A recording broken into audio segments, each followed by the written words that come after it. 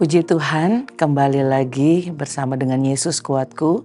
Sebentar kita akan mendengarkan kebenaran dari firman Tuhan. Biarlah firman Tuhan yang akan kita dengar ini menjadikan kekuatan bagi kita, terutama dalam kita menjalani kehidupan kita sepanjang hari ini. Tapi sebelumnya, mari sama-sama kita berdoa. Bapa di sorga, terima kasih untuk hari ini. Kami akan kembali mendengarkan kebenaran dari firman Tuhan. Biarlah Tuhan bekerja lewat firman Tuhan yang akan kami dengar ini. Tuhan yang menolong kami supaya apa yang kami dengar ini Tuhan kami boleh mengerti. Terima kasih Bapa yang baik. Kami berikan tanah hati kami yang terbaik. Kami bersyukur, kami berdoa dan alaskan doa ini. Dalam nama Tuhan, Yesus Kristus. Haleluya. Amin. Puji Tuhan, saat ini judul kita adalah mengalah, bukan kalah. Mengalah, bukan kalah ini, itu bisa kita artikan bahwa ketika seorang memilih untuk mengalah, dalam suatu situasi itu bukan berarti ia kalah atau ia lemah. Tapi demi untuk kepentingan orang banyak atau mengutamakan kedamaian. Untuk sesuatu dapat berjalan dengan baik daripada sekedar memenangkan pertengkaran atau perdebatan yang ada. Kita buka firman Tuhan di dalam Filipi 2 ayatnya yang ketiga. Di situ dikatakan, dengan tidak mencari kepentingan sendiri atau puji-pujian yang sia-sia. Sebaliknya, dengan rendah hati yang seorang menganggap yang lain lebih utama daripada dirinya sendiri. Puji Tuhan, ayat ini adalah nasihat dari Rasul Paulus untuk jemaat yang ada di Filipi. Agar mereka hidup di dalam kerendahan hati, agar mereka hidup di dalam satu kesatuan, dalam kasih Kristus. Dan tidak mencari kepentingan atau mendapatkan puji-pujian dari manusia. Nah, kita lihat dari awal bahwa ada kata kepentingan sendiri. Di sini diartikan bahwa kepentingan sendiri itu adalah orang yang memiliki ambisi atau egois, mementingkan diri sendiri tanpa memperdulikan orang lain atau memperdulikan kepentingan orang banyak. Nah, sikap egois ini hanya memperhatikan apa yang menguntungkan diri dia sendiri tanpa memikirkan orang lain atau mengabaikan kepentingan bersama. Kita bisa lihat contoh kisah dari Raja Daud dan Batseba. Bagaimana Raja Daud sangat mementingkan kepentingannya sendiri. Kita bisa melihat bahwa kita semua tahu tentang cerita ini, bahwa dia menutupi kesalahannya dengan merencanakan pembunuhan untuk membunuh suami dari Batseba. Nah, hal ini adalah contoh mementingkan keinginan sendiri, mengabaikan kepentingan orang lain dengan menghancurkan keluarga atau kehidupan orang lain. Kita lihat juga yang berikutnya adalah yang kedua, kita melihat ada kata puji-pujian yang sia-sia. Kita lihat di dalam Matius pasal yang ke-6 ayat 1 sampai yang ke-4, kita bisa baca di sini. Ingatlah, jangan kamu melakukan kewajiban agamamu di hadapan orang supaya dilihat mereka. Karena jika demikian kamu tidak beroleh upah dari Bapamu yang di sorga. Jadi apabila engkau memberi sedekah, janganlah engkau mencanangkan hal itu seperti yang dilakukan orang munafik di rumah-rumah ibadat dan di lorong-lorong supaya mereka dipuji orang.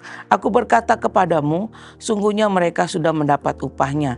Tapi jika engkau memberi sedekah, janganlah diketahui tangan kirimu apa yang diperbuat tangan kananmu. Hendaklah sedekahmu itu diberikan dengan bersembunyi, maka Bapamu yang melihat yang tersembunyi akan membalaskannya kepadamu. Puji Tuhan. Kita lihat di sini bahwa tindakan yang kelihatannya rohani, tetapi motivasinya untuk mendapatkan suatu pujian, hal ini tidak bernilai di hadapan Tuhan. Nah, kita lihat bahwa kita sudah membahas kedua tindakan ini, yaitu mencari kepentingan sendiri dan puji-pujian yang sia-sia. Ini adalah tindakan yang tidak sesuai dengan apa yang Tuhan inginkan.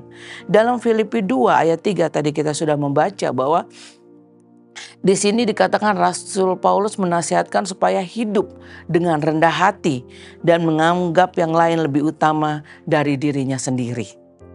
Hal ini adalah kebalikannya dari tadi yang kita sudah bahas, bahwa ada sesuatu hal yang harus kita kerjakan dalam kehidupan ini. Khususnya orang tua. Mungkin orang tua merasa lebih tua daripada anaknya, jadi tidak merasa untuk mendengarkan pendapat dari anak-anak. Ataupun suami istri lebih mementingkan pendapatnya sendiri daripada pendapat pasangannya.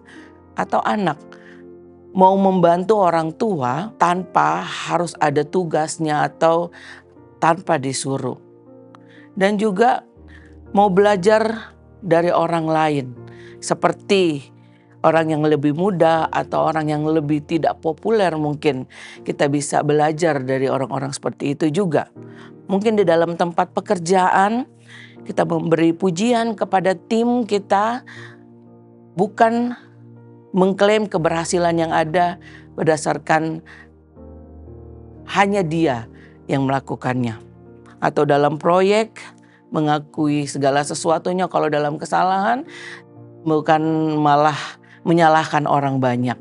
Kita melihat dalam hal ini bahwa ada tindakan-tindakan yang harus kita lakukan dalam kehidupan hari-hari kita. Suatu hal yang mungkin mudah, tetapi kita tidak bisa kerjakan, kita sepelekan hal itu. Tetapi untuk dalam hal ini marilah kita sama-sama mau belajar.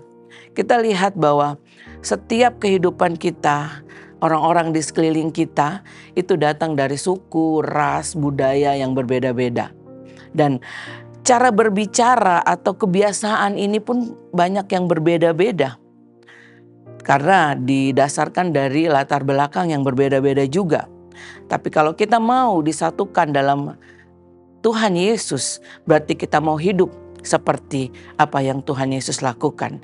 Kita lihat dalam Filipi pasal 2 ayat yang ke-5 sampai 7. Di situ dikatakan, hendaklah kamu dalam hidupmu bersama menaruh pikiran dan perasaan yang terdapat juga dalam Kristus Yesus, yang walaupun dalam rupa Allah tidak menganggap kesetaraan dengan Allah itu sebagai milik yang harus dipertahankan, melainkan telah mengosongkan dirinya sendiri dan mengambil rupa seorang hamba dan menjadi sama dengan manusia.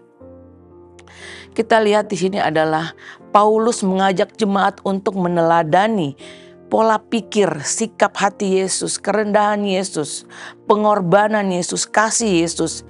Ia mempertahankan posisinya sebagai suatu yang tidak harus dipertahankan. Bahkan dia rela menjadi manusia, menjadi hamba dan menyelamatkan setiap kita. Puji Tuhan, biarlah firman Tuhan ini boleh senantiasa menjadikan pegangan dalam kehidupan kita. Mari, kalaupun kita harus menghadapi sesuatu, pilihlah untuk mengalah. Karena mengalah itu bukan berarti kalah. Puji Tuhan. Mari sama-sama kita berdoa. Bapa di sorga, bersyukur untuk hari ini Tuhan. Kami kembali dibekali oleh kebenaran firman Tuhan, bahwa kami harus hidup sesuai dengan apa yang sudah Yesus lakukan dalam dunia ini, bahwa kami harus hidup mementingkan kehidupan orang banyak, bukan hanya kepentingan diri kami sendiri. Kami hidup berdampingan dengan orang banyak. Kami percaya bahwa hidup kami akan menjadi berkat, menjadi contoh bagi orang banyak di sekeliling kami. Terima kasih Bapa, Engkau yang memberkati setiap kami dimanapun kami berada. Dalam pekerjaan, usaha, sekolah, atau apapun yang dilakukan Kau buat berhasil. Terima kasih Bapa yang baik. Kami mau serahkan hari ini ke dalam tangan-Mu. Biar kuasa Tuhan saja yang menaungi setiap kami. Kami bersyukur dan alaskan doa ini dalam nama Tuhan Yesus Kristus. Haleluya. Amin. Bersama Yesus aku kuat.